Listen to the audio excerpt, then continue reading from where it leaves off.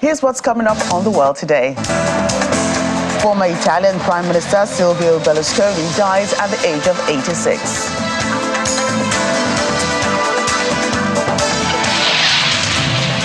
And 10 people killed in wedding bus crash in Australia.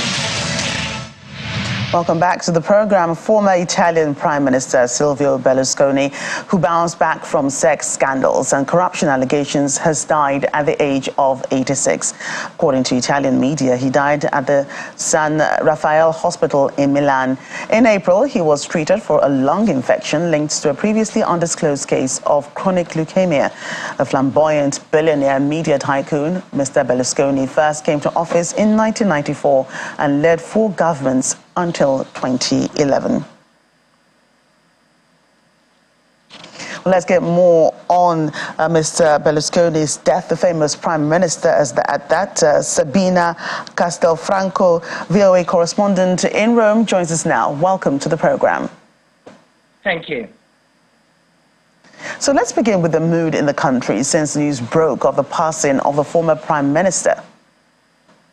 Well, he was someone who was either loved or hated. Some people saw him as a very charismatic statesman. Other people saw him as someone who was just pursuing his own interests and his own desire for increase of his wealth. So at the moment in the country, you know, everybody is quite surprised. It was rather sudden and unexpected, although he had been in the hospital at the San Raffaele for quite a long time during the month of April and May. But the mood in the country is a little of surprise that he died so quickly after entering the hospital again 3 days ago.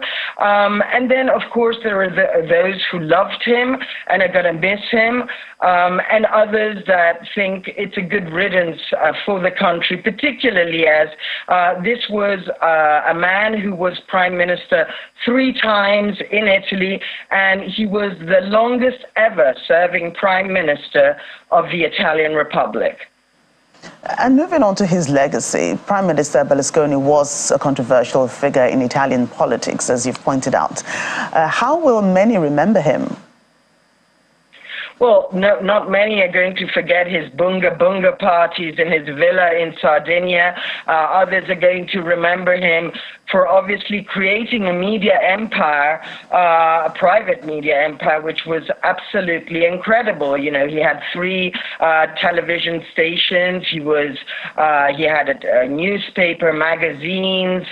He was also the owner of one of Italy's most famous teams, AC Milan. I mean, this was a very flamboyant man, and the people that loved him really loved him. And, you know, once Berlusconi summed it up, he said, you know, every Italian would like to be Silvio Berlusconi. I mean, this was no stupid man. He did a lot. Some people think he did good things for the country.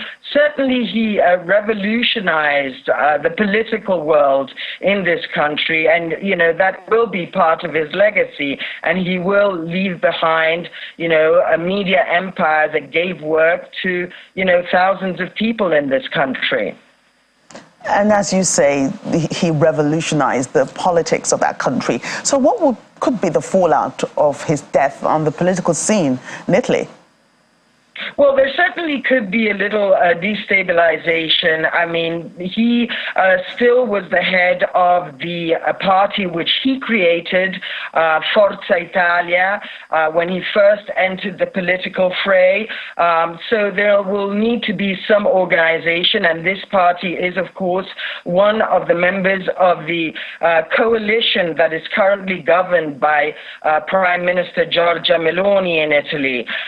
So there will be in the next month some reorganization of the political scenario in Italy, and it remains to be seen just how things will change. But I think to be watched what will happen to the centre-right coalition in Italy.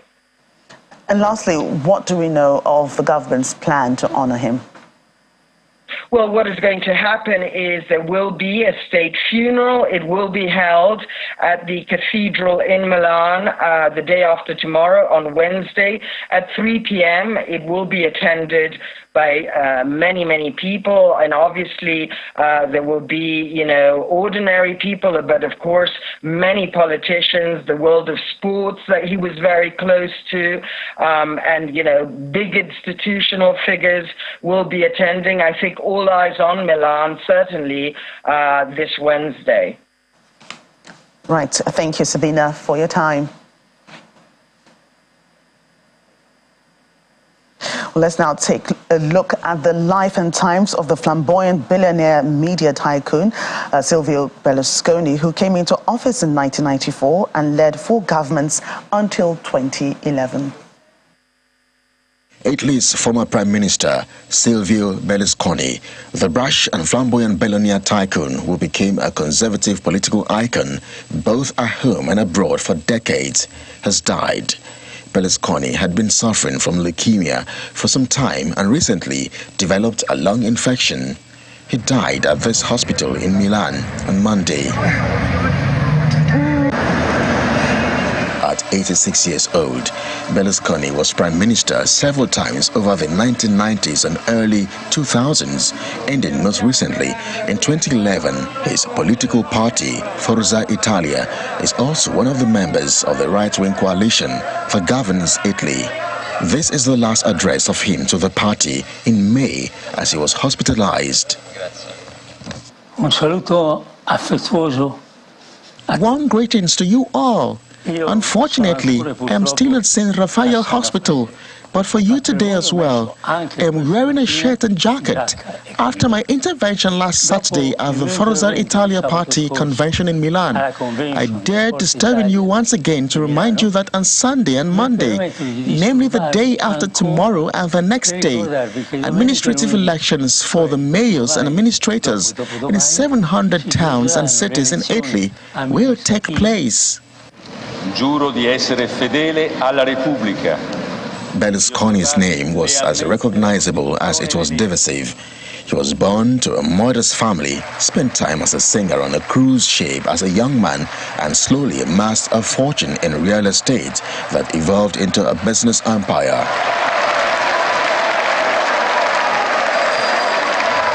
At its peak, it stretched from construction to retail, top soccer and media, even topless game shows. That wealth and media savvy launched him into politics in the 90s, and he had many scandals and critics, including those who said he had used his power to protect his own business interests and that corruption ran rampant during his administrations. Ciao Silvio!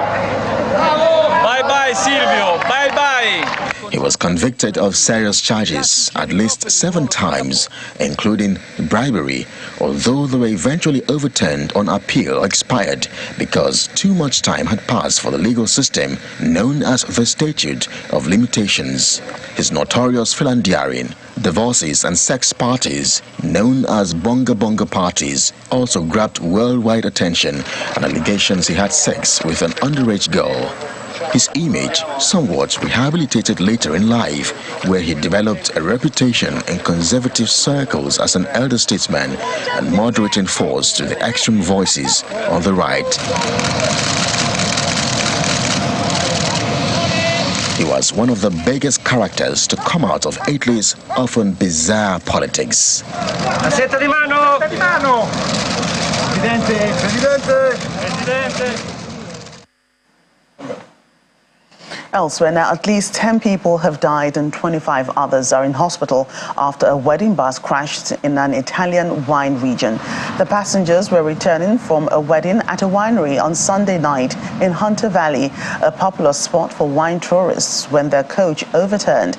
Police have charged the 58-year-old bus driver with 10 counts of dangerous driving, which resulted in death. They said they were still in the process of identifying the dead. However, the newlyweds weren't reported to be on the bus. And I can say that the driver is currently in the charging process. I'm not able to yet say what those charges are, but he is currently in the charging process, and as soon as we have that information available, we will share that with you. But let me just say it's been complex, and I think it's only just now that the bus has been righted from its side. It's a delicate operation, and I'm sure you can appreciate the need for that, given that people were inside that bus. No, we've only been here for a couple of years, so when we heard about it this morning, it was like, oh my God, it's just way too close to home. Yeah, and a wedding. Yeah, and a wedding. Yeah. Like one of the happiest days of your lives and turns into one of the most tragic days of your lives. All of us know the joy of going to a wedding, a chance to celebrate dear friends and family. They are some of the happiest times that you can have. For a joyous day like that in a beautiful place to end with such terrible loss of life and injury is so cruel and so sad and so unfair. People hire a bus for weddings in order to keep their guests safe, and that just adds to the unimaginable nature of this tragedy. An 11-year-old British girl has been shot dead in the garden of her home in Brittany, western France, following a years-long dispute between neighbours over land. The local prosecutor and a town hall official said the girl's family were enjoying a warm evening in their garden when a Dutch neighbour shot at them several times. The girl's parents were both hurt, with her father suffering life-threatening wounds. The couple's second daughter, aged 8, is said to be unharmed, but in a state of shock. The man surrendered when a police negotiator coaxed him out of his property. The local prosecutor said the motive was not immediately clear, but that the two families had been embroiled in a years-long row over a plot of land adjoining the two properties. Well, on Sunday, former Scottish leader Nicola Sturgeon was arrested as part of an investigation into financial irregularities of the Scottish National Party. She was later released without charge, pending further investigation. Sunday was the third arrest in the probe, which is sending shockwaves through Scotland's political system. Ms. Sturgeon's husband, Peter Murrell, the former chief executive of the SNP, was arrested as part of the probe in April. A spokesperson for Mr. Sturgeon said she was cooperating with the investigation and had, by arrangement, attended the interview with Police Scotland. Mr. Murrell has long faced questions over the alleged diversion of £600,000 in SNP donations that were meant to support its drive for Scottish independence. Here in Nigeria, as Nigeria marks Democracy Day today, President Bola Tinubu has been paying tribute to the heroes of the nation's democracy whose sacrifices laid the foundation for the country's uninterrupted democracy in the last 24 years. Speaking in his first broadcast to the nation since assuming office, President Tinubu explains that every June 12th is a reminder of the roles played by this group of Nigerians that set the country on its current path.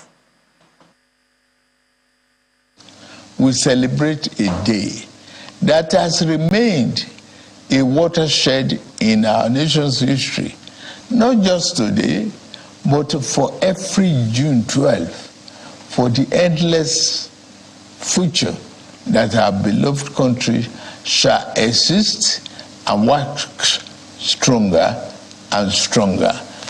Generation of Nigerians will always remember themselves that the democracy that is steadily going to become the defining essence of our polity was not gifted to us on a silver platter. We can easily recall the sacrifice and the martyrdom of Chief MKO Abiola, the custodian of the sacred mandate that was so cruelly annulled. Every day on this day, down the ages, we will recall the several heroes of democracy, such as Kudirat Abiola, wife of Chief Abiola, who was brutally murdered while in the trenches fighting on the side of the people.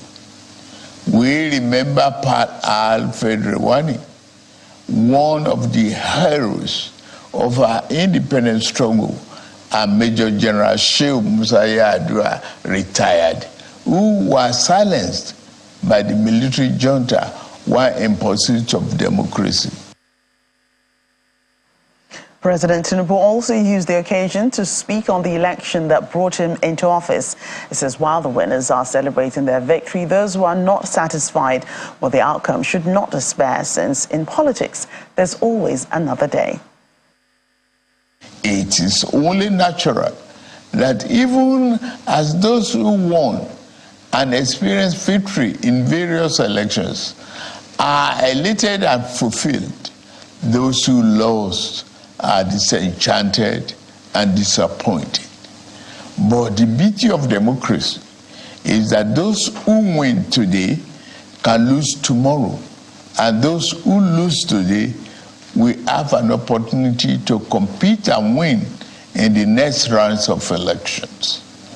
Those who cannot endure and accept the pains of defeat in elections do not deserve the joy of victory when it is their turn to triumph.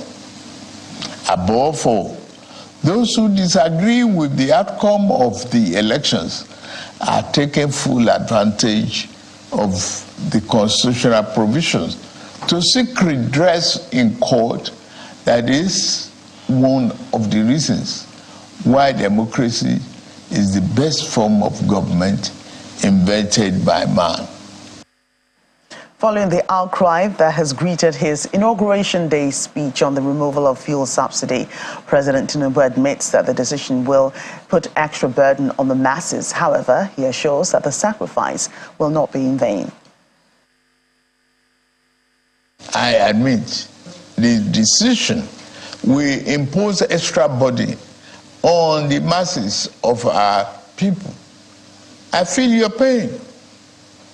This is one decision we must bear to save our country from going under and take our resources away from the stranglehold of a few unpatriotic elements. Painfully, I have asked you, my compatriots, to sacrifice a little more for the survival of our country. For your trust and belief in us, I assure you that your sacrifice shall not be in vain. The government I lead will repay you through massive investment in transportation, infrastructure, education, regular power supply, healthcare, and other public utilities that will improve the quality of lives. Well, the president is also charging all that have been elected into various offices to see the election as a sacred trust from Nigerians and one they must be ready to defend vigorously.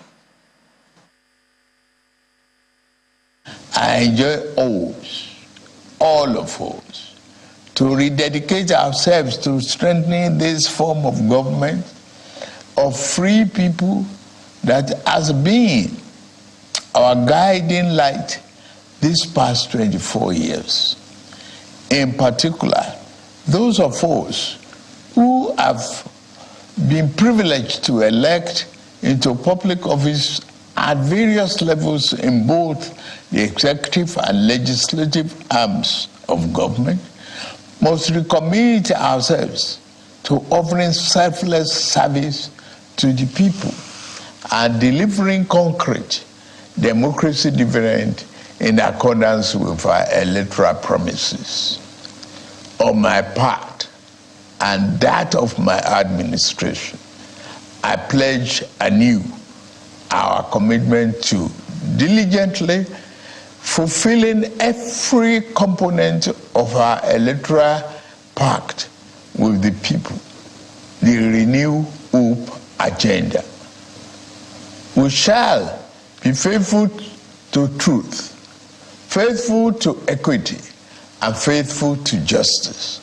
We shall exercise our authority and mandate to govern with fairness, respect for the rule of law, and commitment to always upholding the dignity of all our people. According to President Tinubu, the recent harmonization of the retirement age for judicial officers is meant to strengthen the rule of law while assuring that more reforms will follow in the judiciary. He's quick to add that unnecessary legal orders used to truncate or abridge democracy in the past will no longer be tolerated.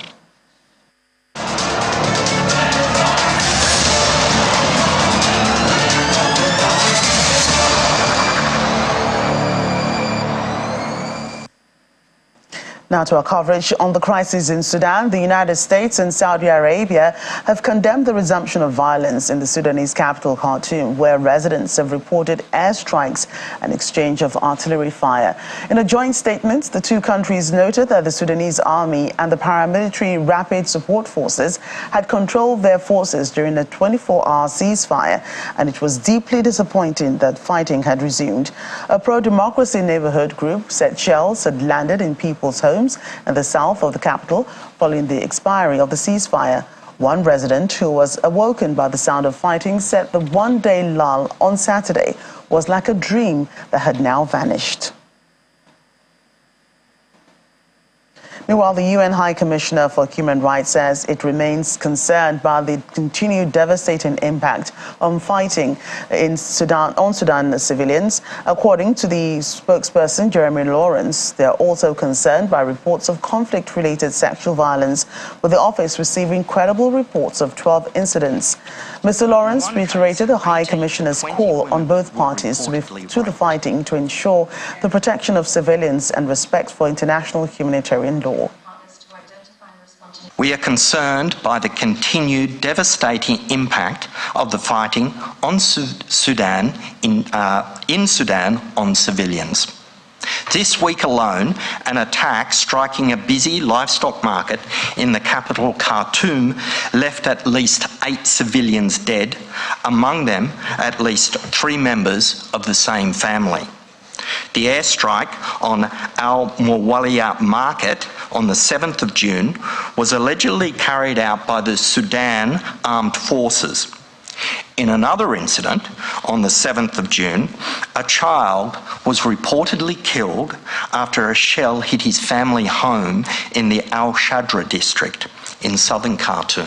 We received reports of the killings of 4 other civilians in Khartoum on the 5th of June. And on the 4th of June, at least 3 civilians, all members of the same family, including a pregnant woman, were reportedly killed.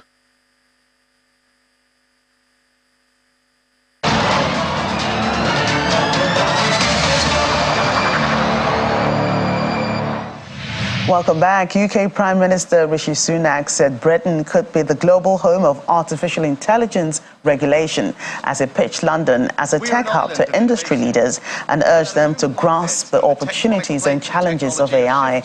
Mr. Sunak's government will host a summit on the risks and regulation of AI later this year, and he said the tectonic plates of technology are shifting.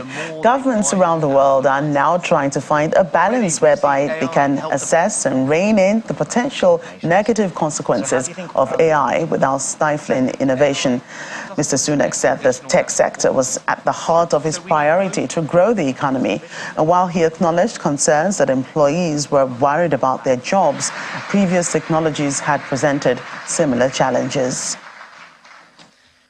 We are an island of innovation, but at a moment like this, when the tectonic plates of technology are shifting, not just in AI, but in quantum, synthetic biology, semiconductors, and much more, we cannot rest satisfied with where we stand. We must act, and act quickly if we want not only to retain our position as one of the world's tech capitals, but to go even further and make this the best country in the world to start, grow, and invest in tech businesses. But the more we learn about frontier technologies like AI, the more they widen our horizons. Already we've seen AI help the paralyzed to walk and discover superbug-killing antibiotics. And that's just the beginning. Combined with the computational power of quantum, we could be on the precipice of discovering cures for diseases like cancer and dementia, or ways to grow crops that could feed the entire world. The possibilities are extraordinary. But we must and we will do it safely. I know people are concerned. The very pioneers of AI are warning us about the ways these technologies could undermine our values and freedoms through to the most extreme risks of all. And that's why leading on AI also means leading on AI safety. Second, AI doesn't respect traditional national borders. So we need global cooperation between nations and labs. Just as we unite through COP to tackle climate change, so the UK will host the first ever summit on global AI safety later this year. I want to make the UK not just the intellectual home, but the geographical home of global AI safety regulation. And finally, in a bid to promote African art, culture and heritage, some indigenous artists have come together to launch 5 years of various projects. This launch aims to push the various governments on the continent to allocate more funding for the industry.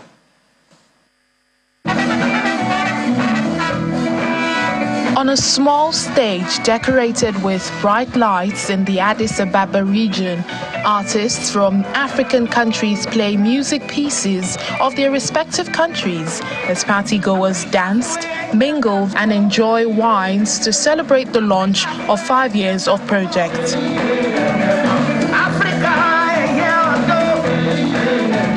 The project is called Connect for Culture Africa, CFCA, and is launched by the African Union in collaboration with Selam Ethiopia, a non-governmental organization that uses film, music and circus performances to address issues such as women's rights.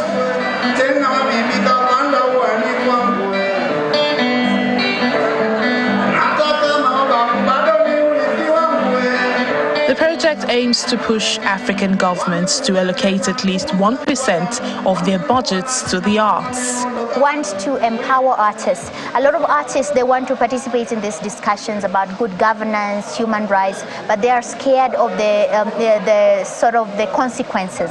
But if they are united, then they will not be scared to talk about these issues. They will not be scared about making music to educate the community or talk against corruption and other ills of the society. Held on Africa Day, the concert hosted artists and bands from Ghana, Ethiopia and Tanzania.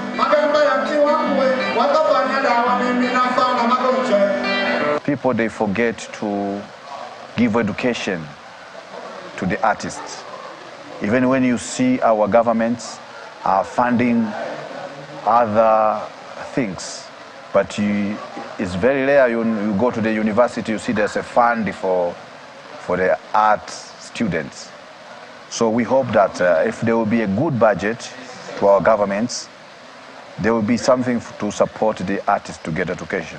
Stakeholders hope that a good budget to the arts and culture will help artists to be better educated.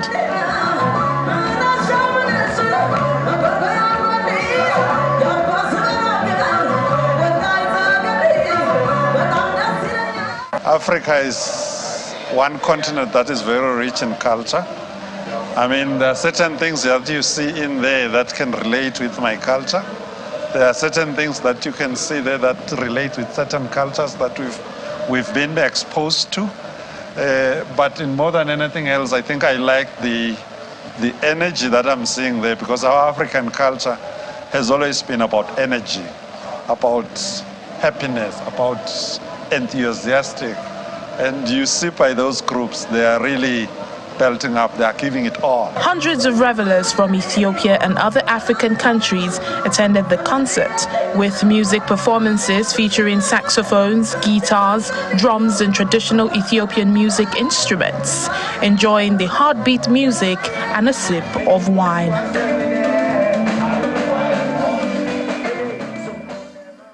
And that's the program today. Thank you so much for watching. I'm Joker Rogers. Do stay with us though. On top of the hour, we'll bring you our special coverage of Nigeria's Democracy Day celebration.